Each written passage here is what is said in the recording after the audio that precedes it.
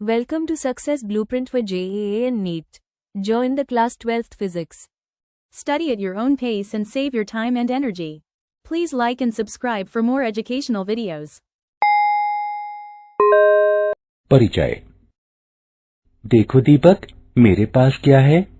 मेरे पास एक टॉर्च है। हाँ, ये है, लेकिन मुझे नहीं लगता कि तुम्हारे पास मुझसे बेहतर चीज है। देखो, मेरे पास क्या है? मेरे पास एक लेजर लाइट है। Laser light? वाह, ये तो बहुत आकर्षक लगती है। तुम्हें पता है, मेरे पिता ने मुझे ये मेरे जन्मदिन पर उपहार में दी थी। मेरे पिता ने मुझे बताया कि ये आंखों के लिए बहुत खतरनाक होती है। लेकिन एक प्रकाश हमारी आंखों को किस तरह नुकसान पहुंचा सकता है? वास्तव में यह संकीर्ण आवृत्ति वाला प्रकाश होता है तथा इसका प्रयोग भौतिकी के क्षेत्र में किया जाता है। क्या तुम मुझे इस बारे में और अधिक बता सकते हो? हाँ, बिल्कुल। बच्चों, इस पाठ में आप विकिरण तथा द्रव्य की द्वैत प्रकृति के बारे में सीखेंगे।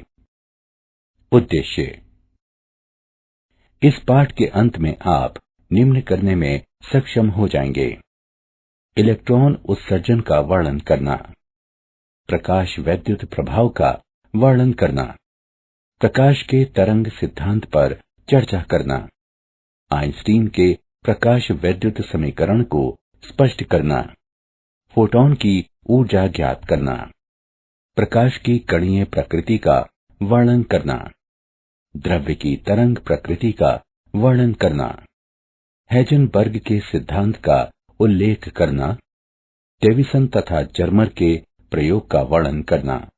इलेक्ट्रॉन उत्सर्जन।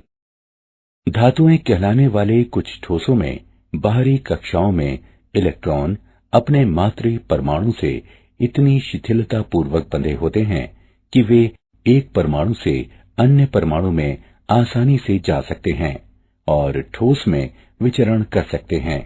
ये इलेक्ट्रॉन मुक्त इलेक्ट्रॉन कहलाते हैं क्योंकि ये ठोस के अंदर स्वतंत्र होते हैं, हालांकि ये अपने आप ठोस से बाहर नहीं निकल सकते। ये मुक्त इलेक्ट्रॉन धातु पृष्ठ के भीतर आयनों के आकर्षण और पृष्ठ बलों द्वारा रोक कर रखे जाते हैं। अतः इलेक्ट्रॉनों को धातु पृष्ठ से बाहर निकालने के लिए एक निश्चित न्यूनतम ऊर्जा की आवश्यकता होती है। इलेक्ट्रॉन को धातु पृष्ठ से बाहर उत्सर्जित कराने के लिए आवश्यक ऊर्जा की न्यूनतम मात्रा धातु का कार्यफलन φ0 कहलाती है। धातु पृष्ठ से इलेक्ट्रॉन उत्सर्जन के लिए आवश्यक ये न्यूनतम ऊर्जा कार्यफलन धातु में निम्न में से किसी तरीके से आपूर्ति की जा सकती है। क्षेत्र उत्सर्जन। प्रबल विद्युत क्षेत्र लगाने से इलेक्ट्रॉनों को धातु पृष्ठ से बाहर निकाला जा सकता है। तापायनिक उत्सर्जन। धातु को गर्म करने पर मुक्त इलेक्ट्रॉनों द्वारा पर्याप्त तापीय ऊर्जा प्राप्त की जाती है, जिससे वे धातु पृष्ठ के आकर्षण बल से मुक्त हो जाते हैं। प्रकाश विद्युत उत्सर्जन। प्रकाश के रूप में ऊर्जा की आपूर्ति किए जाने पर भी धातु से मुक्त इलेक्ट्रॉन निकाले जा सकते हैं। प्रकाश विद्युत प्रभाव। प्रकाश ऊर्जा द्वारा धात्विक पृष्ठ से इलेक्ट्रॉनों का उत्सर्जन प्रकाश विद्युत प्रभाव कहलाता है तथा इस प्रकार उत्सर्जित इलेक्ट्रॉन प्रकाशिक इलेक्ट्रॉन कहलाते हैं। हर्त्ज के प्रेक्षण। स्फुलिंग विसर्जन विधि से विद्युत चुंबकीय तरंगों को उत्पन्न करने वाला एक प्रयोग करते समय हर्त्ज ने प्रेक्षण किया कि कैथोड को किसी आर्क लैंप से पराबैंगनी प्रकाश द्वारा प्रदीप्त करने पर धातु इलेक्ट्रोडों के पार उच्च वोल्टता स्फुलिंग अधिक हो जाता है। हर्त्ज अपने प्रेक्षणों की व्याख्या नहीं कर सका, लेकिन अन्य वैज्ञानिकों ने ये किया। उन्होंने बताया कि धातु की प्लेट से इलेक्ट्रॉनों के उत्सर्जित होने के कारण उच्च आवृत्ति वाले प्रकाश का आपतित होना है। ये प्रकाश विद्युत प्रभाव कहलाया। हाल वॉक्स तथा लिनार्ड के प्रेक्षण। फिलिप लीनार्ड ने अवलेखित किया कि जब दो धातु प्लेटें, जो इलेक्ट्रोड कहलाती हैं, उससे घिरी एक निर्वातित कांच की नली में उत्सर्जक पट्टिका पर पराबैंगनी विकिरण आपतित किया जाता है तो परिपथ में धारा प्रवाहित होती है। इन प्रेक्षणों ने इंगित किया कि जब उत्सर्जक पट्टिका पर पराबैंगनी विकिरण आपतित होता है तो इससे इलेक्ट्रॉन बाहर निकलते हैं, जो एनोड पट्टिका की ओर आकर्षित होते हैं। निर्वातित कांच नलिका से इलेक्ट्रॉन प्रवाह परिपथ पूर्ण कर देता है और परिपथ में धारा प्रवाहित होने लगती है। तब लीनार्ड और हॉलबॉक्स ने एक जिंक पट्टिका तथा एक विद्युत दर्शी लेकर इस बारे में आगे और प्रयोग किए। जिंक पट्टिका को एक विद्युत दर्शी से जोड़ा गया। उन्होंने ये प्रेक्षित किया, जब एक अनावेशित जिंक पट्टिका को पराबैंगनी प्रकाश से किरणित कराया जाता है तो जिंक पट्टिका में धनावेश उत्पन्न हो जाता है। जब एक धनावेशित जिंक पट्टिका को पराबैंगनी प्रकाश से किरणित कराया जाता है तो पट्टिका का धनावेश बढ़ जाता है। जब एक ऋणावेशित जिंक पट्टिका को पराबैंगनी प्रकाश से किरणित कराया जाता है तो जिंक पट्टिका का आवेश समाप्त हो जाता है। इन सभी प्रेक्षणों से पता चला कि जब पराबैंगनी प्रकाश जिंक पट्टिका पर आपतित होता है तो ऋणावेशित कण अर्थात इलेक्ट्रॉन उत्सर्जित होते हैं। मूल्यांकन। आइए आगे बढ़ने से पहले देखें कि आपने कितना सीखा। निम्न का मिलान करें।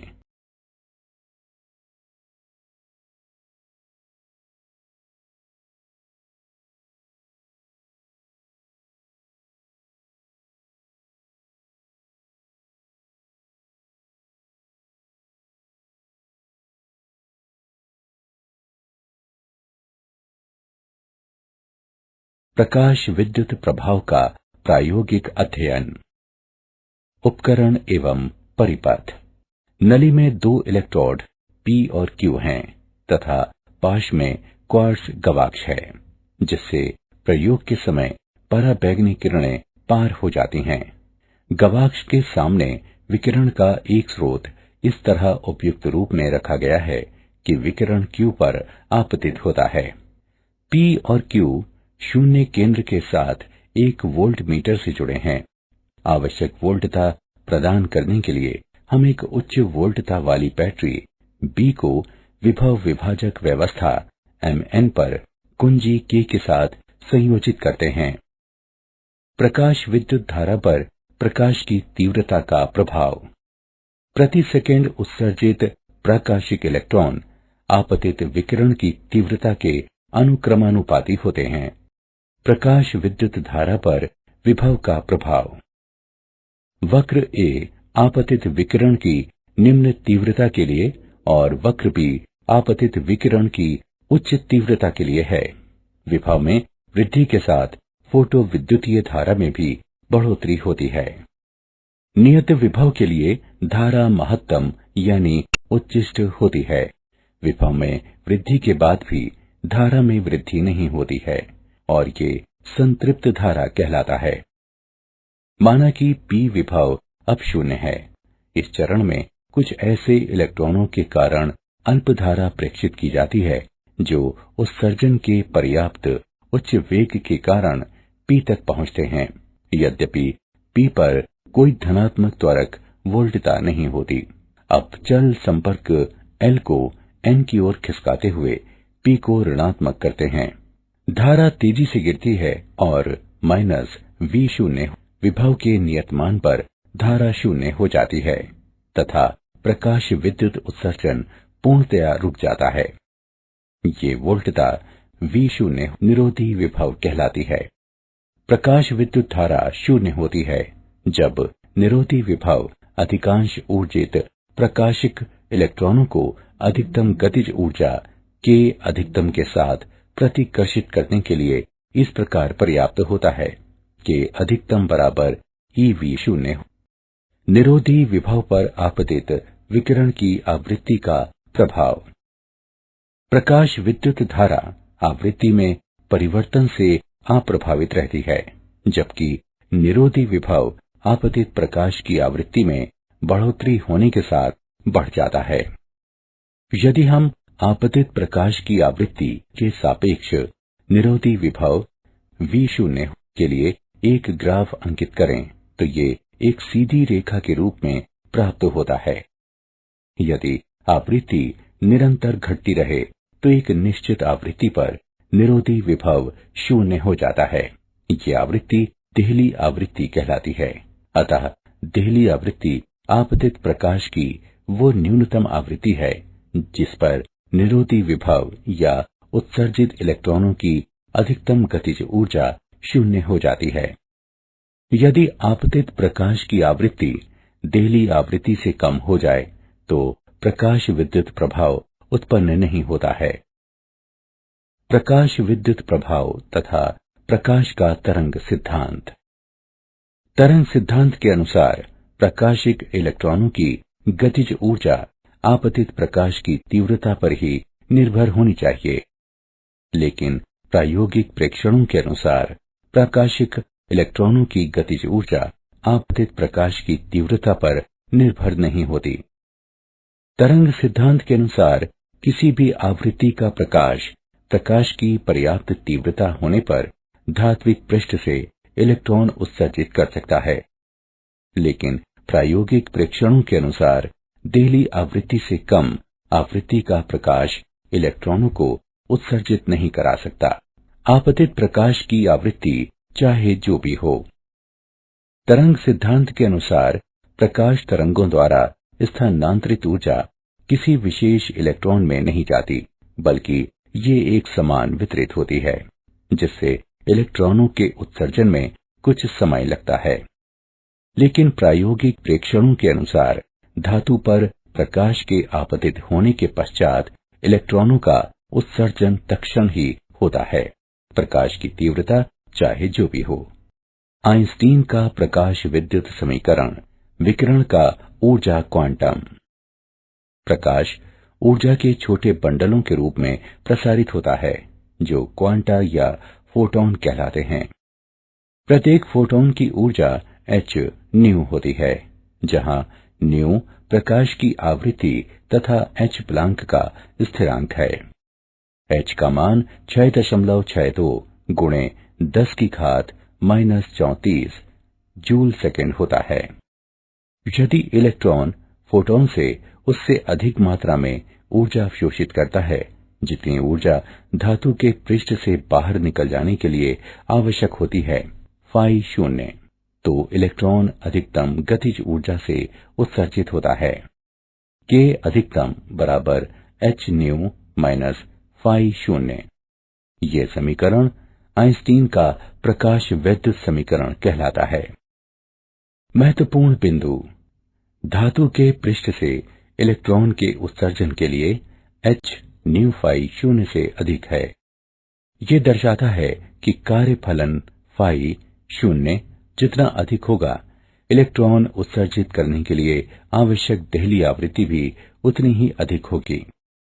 उपलब्ध फोटॉनों की संख्या जितनी अधिक होगी, उतनी अधिक संख्या में इलेक्ट्रॉन फोटॉनों से ऊर्जा अवशोषित करेंगे और इस तरह से धातु के पृष्ठ से उत्सर्जित होने वाले इलेक्ट्रॉनों की संख्या भी उतनी ही अधिक होगी।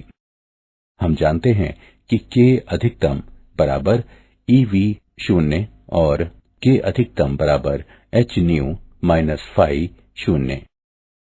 इसलिए h न्यू माइनस फाई 0 बराबर eV0, V0 बराबर h बटे e गुणे न्यू माइनस फाई 0 बटे e। यदि हम न्यू को x अक्ष पर तथा K अधिकतम को y अक्ष पर लेते हुए न्यू और V0 के बीच एक ग्राफ अंकित करें तो ग्राफ एक सीधी रेखा के रूप में होगा, क्योंकि समीकरण y बराबर mx प्लस c के रूप में है। रेखा m का ढाल बराबर h बटे e, जो कि एक सार्वत्रिक नियतांक है। उदाहरण, यदि 4950 एंगस्ट्रॉम तरंग दैर्ध्य का प्रकाश फोटॉनों के संतत प्रवाह के रूप में देखा जाए तो ईवी में प्रत्येक फोटॉन की ऊर्जा कितनी होगी? दिया है प्लांक का स्थिरांक h बराबर 6.6 गुणे 10 की घात -34 जूल प्रति सेकंड। हल। फोटॉन की ऊर्जा निम्न द्वारा ज्ञात की जा सकती है। E बराबर h न्यू, E बराबर h c बटे लैम्डा, इसे समीकरण 1 माने। c प्रकाश की चाल है जो 3 गुणे 10 की घात 8 मीटर प्रति सेकंड है। समीकरण 1 से E बराबर 6.6 गुणे 10 की घात -34 गुणे 3 गुणे 10 की घात 8 बटे 4950 गुणे 10 की घात -10 जूल। हल करने पर हम पाते हैं कि E बराबर 4 गुणे 10 की घात -19 जूल। इसे ईवी में व्यक्त किया जा सकता है। E बराबर 4 गुणे 10 की घात -19 बटे 1.6 गुणे 10 की घात -19 ईवी। E बराबर 2.5 ईवी। प्रकाश की कणीय प्रकृति, फोटॉन। प्रकाश विद्युत प्रभाव आइंस्टीन के प्रकाश के क्वांटम सिद्धांत को समर्थित करता है, जिसके अनुसार द्रव्य से अन्योन्य क्रिया में प्रकाश ऊर्जा के बंडलों की भांति व्यवहार करता है। प्रत्येक बंडल एक फोटॉन कहलाता है। प्रकाश के फोटॉन चित्रण को निम्नानुसार संक्षेपित किया जा सकता है।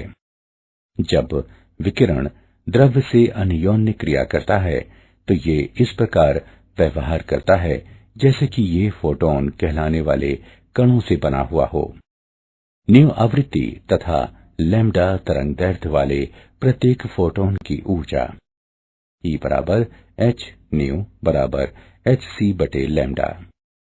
फोटॉन का संवेग P बराबर h न्यू बटे c बराबर h बटे लैम्डा, जहां c प्रकाश की चाल है। दी गई आवृत्ति के सभी फोटॉनों की समान ऊर्जा E बराबर h न्यू होती है।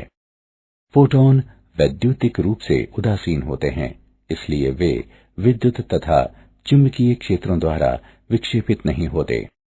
फोटॉन इलेक्ट्रॉन अन्योन्य क्रिया में कुल ऊर्जा एवं कुल संवेग संरक्षित रहते हैं। हालांकि संघट्ट में फोटॉनों की संख्या संरक्षित नहीं की जा सकती, क्योंकि फोटॉन अवशोषित हो सकता है और विभिन्न ऊर्जाओं वाले नए फोटॉन सृजित किए जा सकते हैं, जिससे कुल ऊर्जा नियतांक रह सकती है, जो कि h न्यू बराबर h new 1 plus h new 2। द्रव्य की तरंग प्रकृति। सन 1924 में लुईस दे ब्रॉगली ने प्रस्तावित किया कि पदार्थों के गतिमान कण तरंगों की भांति व्यवहार करते हैं तथा पदार्थों के कणों से संबद्ध तरंग दैर्घ्य को लैम्डा बराबर h बटे p बराबर h बटे mv द्वारा व्यक्त किया जा सकता है, जहां p बराबर mv गतिमान कण का रैखिक संवेग है। ये दे ब्रॉगली परिकल्पना कहलाती है। फोटॉन का संवेग है p बराबर h बटे लैम्डा। ये देता है तरंग दैर्घ्य लैम्डा बराबर h बटे p। इसलिए दे ब्रॉगली ने प्रस्तावित किया दे ब्रॉगली तरंग दैर्घ्य लैम्डा बराबर h बटे p बराबर h बटे mv। यदि k द्रव्य कणों की गतिज ऊर्जा है तो संवेग p तथा गतिज ऊर्जा k के बीच संबंध निम्नवत होगा। k बराबर 1/2 mv वर्ग बराबर 1/2 गुणे m गुणे p बटे m वर्ग बराबर p वर्ग बटे 2m, या p बराबर 2mk का वर्गमूल।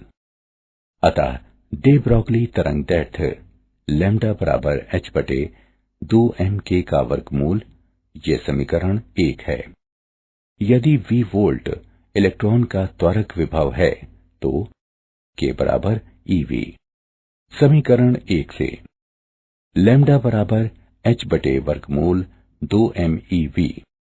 m, e और h के मानों को प्रतिस्थापित करने पर हम पाते हैं कि लैम्डा बराबर 12.27 बटे v एंगस्ट्रॉम का वर्गमूल। उदाहरण, 5 किलोवाट विभव से त्वरित इलेक्ट्रॉनों से संबद्ध दे ब्रॉगली तरंगदैर्ध्य की गणना करें। हल दिया है V बराबर 5 किलोवोल्ट बराबर 5000 वोल्ट। नीचे दिए गए सूत्र से हम दे ब्रॉगली तरंगदैर्ध्य ज्ञात कर सकते हैं। लैम्डा बराबर 12.27 बटे v एंगस्ट्रॉम का वर्गमूल। लैम्डा बराबर 12.27 बटे 5000 एंगस्ट्रॉम का वर्गमूल बराबर 0.173 एंगस्ट्रॉम। तरंग पैकेट। हाइजेनबर्ग के अनुसार किसी द्रव्य कण की स्थिति एवं संवेग को एक ही समय पर एक साथ ठीक ठीक मापना असंभव होता है। स्थिति डेल्टा x तथा संवेग डेल्टा p के समकालिक निर्धारण में अनिश्चितताओं का गुणनफल h कैप होता है, जहां h कैप बराबर h बटे 2 पाई। डेल्टा x गुणे डेल्टा p लगभग h कैप होगा। एक निश्चित तरंगदैर्ध्य की तरंग समस्त दिक् स्थान पर विस्तृत हो सकती है, लेकिन तरंग द्वारा निरूपित इलेक्ट्रॉन समस्त दिक् स्थान नहीं घेर सकता। इसलिए मैक्स बॉर्न द्वारा ये सुझाव दिया गया कि एक द्रव्य कण जैसे कि कोई इलेक्ट्रॉन एकल तरंग के समतुल्य नहीं होता, बल्कि ये तरंग पैकेट के समतुल्य होती है, जो अनेक परिवर्तनशील आवृत्तियों वाली तरंगों का अतिव्यापन होता है और परिणामतः एक निश्चित क्षेत्र प्राप्त होता है, जहां तरंगें समपोषी व्यतिकरण करती हैं और इस क्षेत्र में कण के होने की प्रायिकता अधिकतम होती है। यह क्षेत्र तरंग पैकेट कहलाता है। डेविसन तथा जर्मर प्रयोग। दिए गए चित्र में डेविसन तथा जर्मर के प्रयोग की प्रायोगिक व्यवस्था दर्शाई गई है। किसी उच्च वोल्टता ऊर्जा स्रोत बैटरी द्वारा उपयुक्त विभव बटे वोल्टता का प्रयोग करते हुए तंतु द्वारा उत्सर्जित इलेक्ट्रॉनों को ऐच्छिक वेग तक त्वरित किया जाता है। इन्हें एक बेलन, जिसमें अक्ष के समांतर महीन छिद्र होते हैं, उससे पारित करके एक पतले किरण पुंज के रूप में समांतरित कर लिया जाता है। इस पुंज को निकिल क्रिस्टल के पृष्ठ पर डाला जाता है, जो लक्ष्य T कहलाता है, जो आपतित पुंज दिशा के समांतर एक अक्ष पर घूम सकता है। क्रिस्टल के परमाणुओं द्वारा इलेक्ट्रॉन सभी दिशाओं में प्रकीर्णित होते हैं। किसी दिशा विशेष में प्रकीर्णित इलेक्ट्रॉन पुंज की तीव्रता को फैराडे सिलेंडर से मापा जाता है, जो संग्राहक C कहलाता है। संग्राहक को वृत्ताकार मापनी S पर घुमाया जा सकता है और ये सुग्राही गैल्वेनोमीटर से जुड़ा रहता है। गैल्वेनोमीटर में विक्षेप संग्राहक में प्रवेश करने वाले प्रकीर्णित इलेक्ट्रॉन पुंज की तीव्रता के अनुक्रमानुपाती होता है। प्रकीर्णित पुंज की तीव्रता का प्रकीर्णन कोण थीटा के साथ परिवर्तन को विविध इलेक्ट्रॉन ऊर्जाओं के लिए मापा जाता है। दे ब्रॉगली संबंध से 54 eV इलेक्ट्रॉनों से संबद्ध दे ब्रॉगली तरंगदैर्ध्य भी निर्धारित किया जा सकता है। इसके लिए इलेक्ट्रॉनों को 54V के विभवांतर से त्वरित कराया जाता है। लैम्डा बराबर h बटे p बराबर 1.227 बटे v नैनोमीटर का वर्गमूल बराबर 1.227 बटे 54 नैनोमीटर का वर्गमूल बराबर 0.166 नैनोमीटर। इस प्रकार डेविसन जर्मर प्रयोग द्रव्य कणों की तरंग प्रकृति के बारे में दे ब्रॉगली की परिकल्पना का प्रत्यक्ष सत्यापन करता है। क्या आप जानते हैं 1905 में अल्बर्ट आइंस्टीन नामक जर्मन मूल के भौतिक विज्ञानी ने प्रकाश वैद्युत प्रभाव का विवेचन किया। 1924 में लुई दे ब्रॉगली ने तरंग कण द्वैत प्रकृति पर अपना सिद्धांत प्रस्तुत किया। सारांश। आइए हमने जो कुछ सीखा है उसे संक्षेप में दोहराएं। इलेक्ट्रॉन को धातु पृष्ठ से बाहर उत्सर्जित कराने के लिए आवश्यक ऊर्जा की न्यूनतम मात्रा धातु का कार्यफलन फाई शून्य कहलाती है। ऊर्जा की आपूर्ति निम्न 3 प्रकार से की जा सकती है: क्षेत्र उत्सर्जन, तापायनिक उत्सर्जन और प्रकाश विद्युत उत्सर्जन। प्रकाश ऊर्जा द्वारा धात्विक पृष्ठ से इलेक्ट्रॉनों का उत्सर्जन प्रकाश विद्युत प्रभाव कहलाता है तथा इस प्रकार उत्सर्जित इलेक्ट्रॉन प्रकाशिक इलेक्ट्रॉन कहलाते हैं। प्रकाश विद्युत प्रभाव निम्न पर निर्भर होता है: आपतित प्रकाश की तीव्रता, प्रयुक्त विभव और आपतित प्रकाश की आवृत्ति। आइंस्टीन का प्रकाश विद्युत समीकरण K अधिकतम बराबर h न्यू माइनस फाई शून्य, जहां K अधिकतम गतिज ऊर्जा है, न्यू प्रकाश की आवृत्ति है, फाई शून्य धात्विक पृष्ठ का कार्यफलन है। आइंस्टीन के प्रकाश का क्वांटम सिद्धांत के अनुसार प्रकाश ऊर्जा के छोटे बंडलों के रूप में द्रव्यों से अन्योन्य क्रिया करता है और ये बंडल फोटॉन कहलाते हैं। न्यू आवृत्ति तथा लैम्डा तरंगदैर्घ्य के प्रत्येक फोटोन की ऊर्जा E बराबर h न्यू। दे ब्रॉगली तरंगदैर्घ्य लैम्डा बराबर h बटे 2m_k का वर्गमूल, जहां k द्रव्य कणों की गतिज ऊर्जा है। हाइजेनबर्ग के अनुसार किसी द्रव्य कण की स्थिति एवं संवेग को एक ही समय पर एक साथ ठीक मापना असंभव होता है। For chapter-wise notes, MCQ and mind maps, please visit www.success.org.in or download free mobile app Success Quiz. Please like and subscribe for more educational videos. Thank you.